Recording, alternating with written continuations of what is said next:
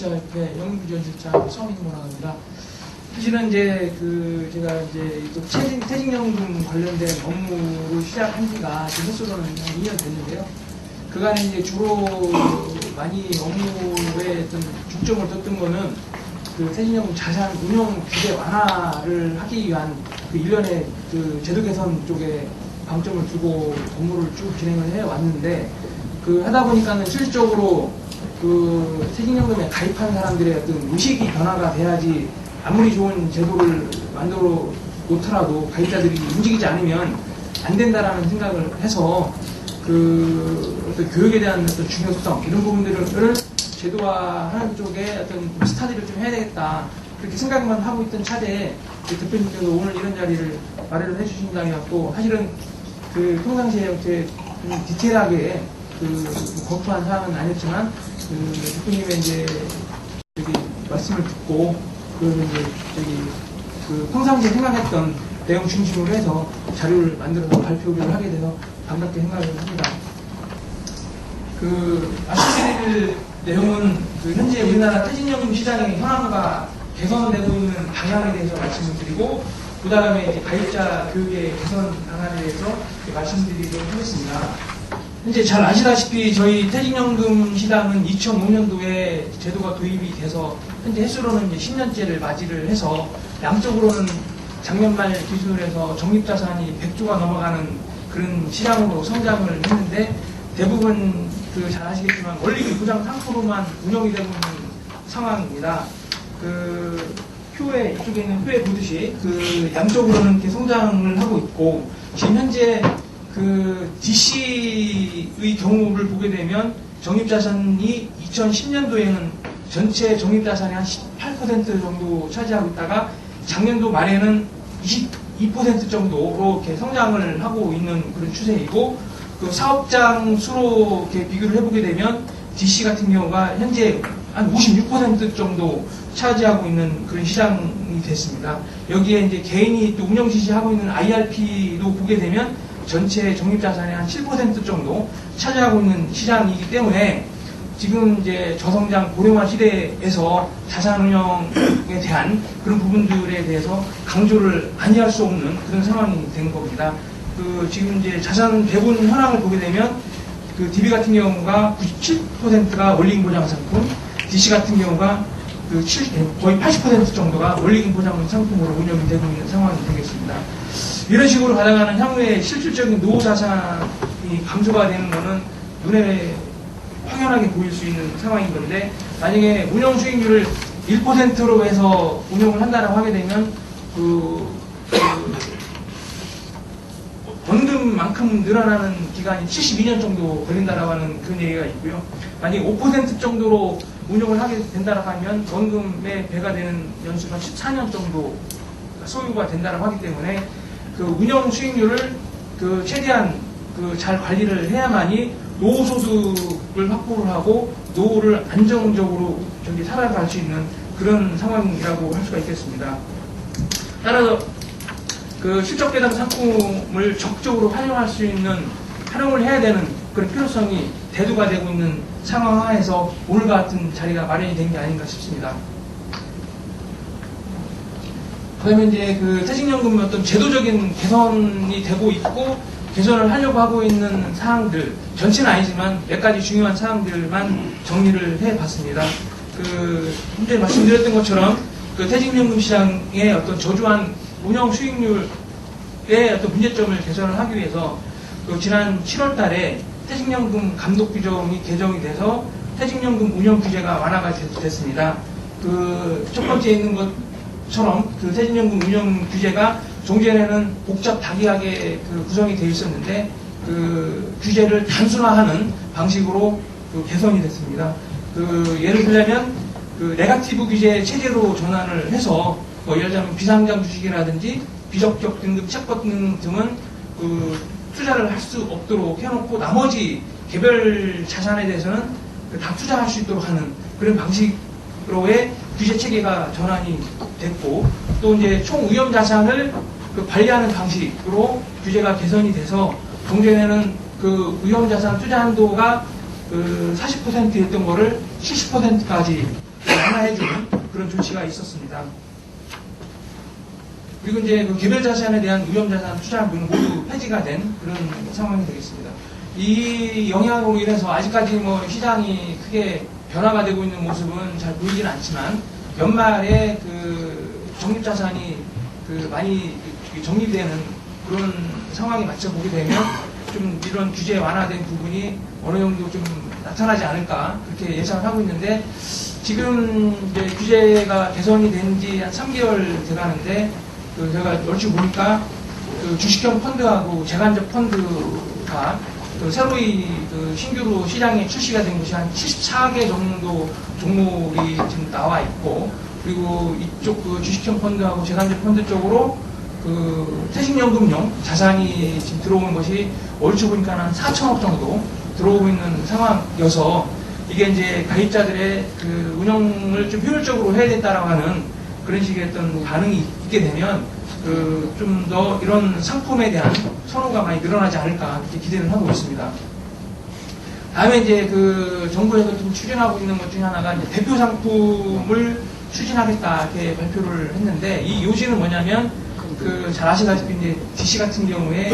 그 운영 지시를 자기가 하지 않으면 지금의 경우에는 대부분 예적금과 같은 원리금 보장 상품으로 들어갈 수 있도록 되어 있다 보니까 수익률 향상시키는데 좀 방해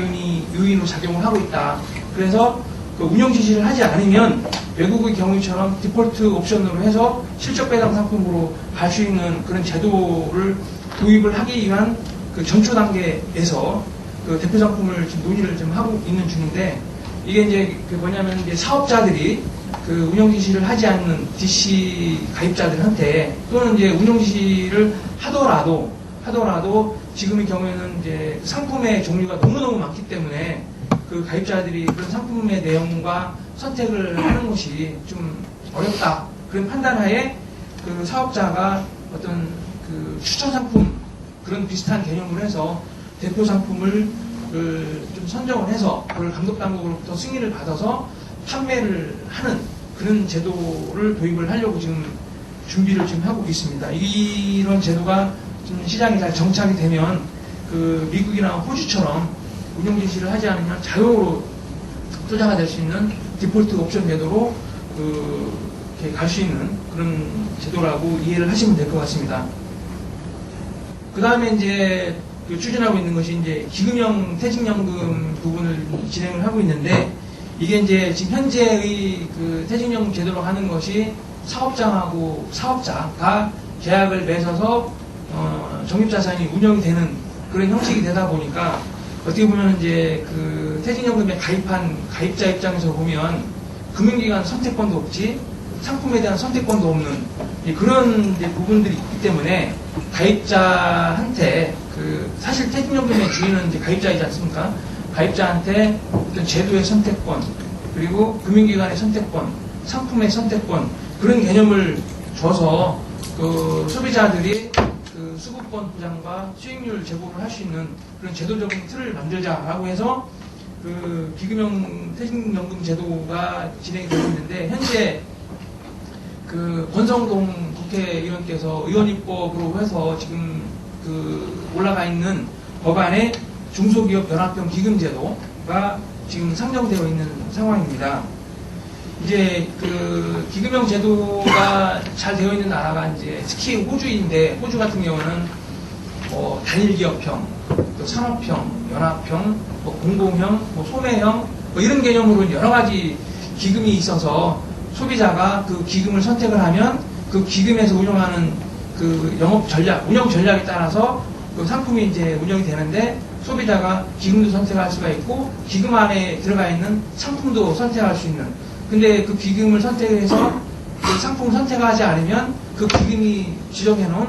그 디폴트 옵션 상품으로 들어갈 수 있도록 하는 그런 제도가 운영이 되고 있기 때문에 저희 나라도 이제 이런 제도가 좀 필요하지 않을까 그렇게 생각을 좀 하고 있습니다. 근데 이제 아까 그 말씀드렸던 이제 퇴직연금 감독 규정을 개선해서 운영 규제가 이제 완화가 되어 있는 상태인데 이제 가만히 보면 이제 그 제도가 개선이 되면 그 이 가입자라든지 사업자들이 이런 개선된 제도를 잘 활용을 하고 활용하려고 하는 어떤 노력들이 좀 보여야 되는데 이렇게 보니까는 잘 안 보이더라고요. 그래서 이제 근본적으로 좀 개선된 제도를 잘 활용할 수 있기 위해서는 근본적으로 자산 배분 의사결정 프로세스 이런 부분들이 좀 개선이 돼야 되지 않냐 이렇게 생각을 좀 해서 지금 이제 DB 같은 경우에는 잘 아시다시피 이제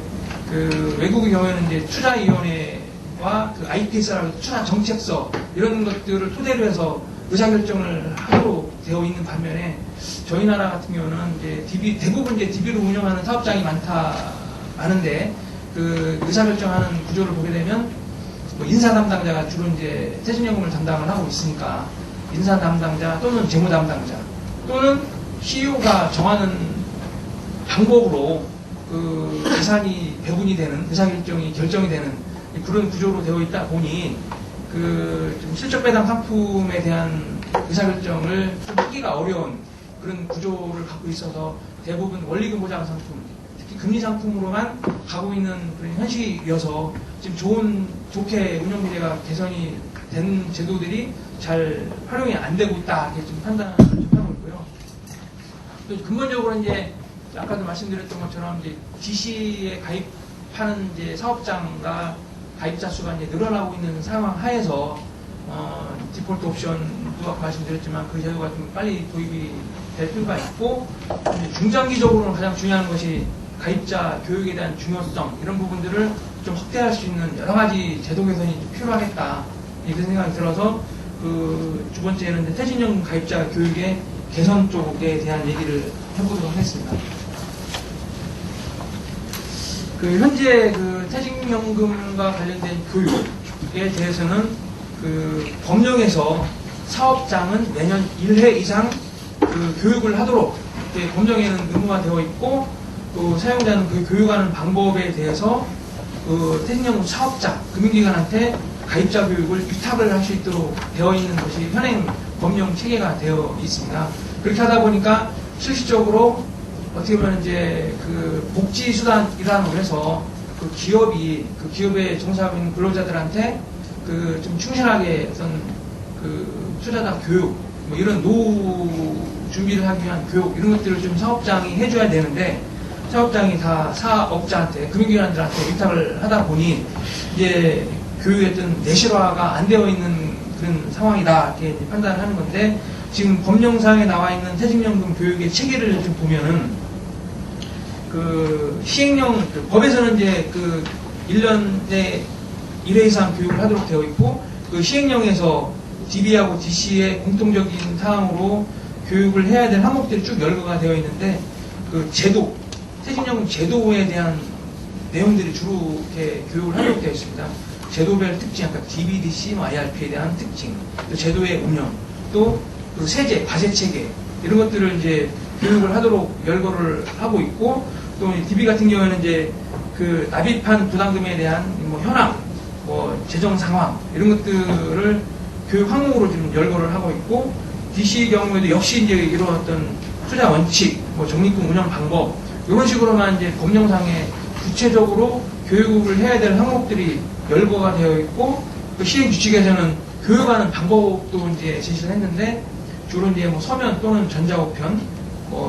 온라인 교육, 이런 것들 중에 하나만 택일해서 할 수 있도록, 그렇게 이제 시행 규칙이 되어 있다 보니까, 제대로 아마 교육이 안 되고 있는 것 같습니다. 그래서 이제 제가 이 교육 오기 전에, 우리 증권 사업자가 실질적으로 교육하는 자료를 제가 이제 몇 개 입수를 해봤는데, 정말로 이게 교육 자료인지, 주로 보면 이제 매년 이제 교육하는 자료에 공통적으로 들어가는 게 DB는 뭐고, DC는 뭐고, IRP는 뭐고, 과세치기는 맨 그런 내용만 들어가 있어요. 사실상 퇴직연금에 가입해서 노후를 준비를 하기 위한 어떤 설계에 대한 그런 고민을 할 수 있도록 하는 그런 교육 내용이 들어가 있는 게 아니라 제도에 대한 설명 중심으로 되어 있다 보니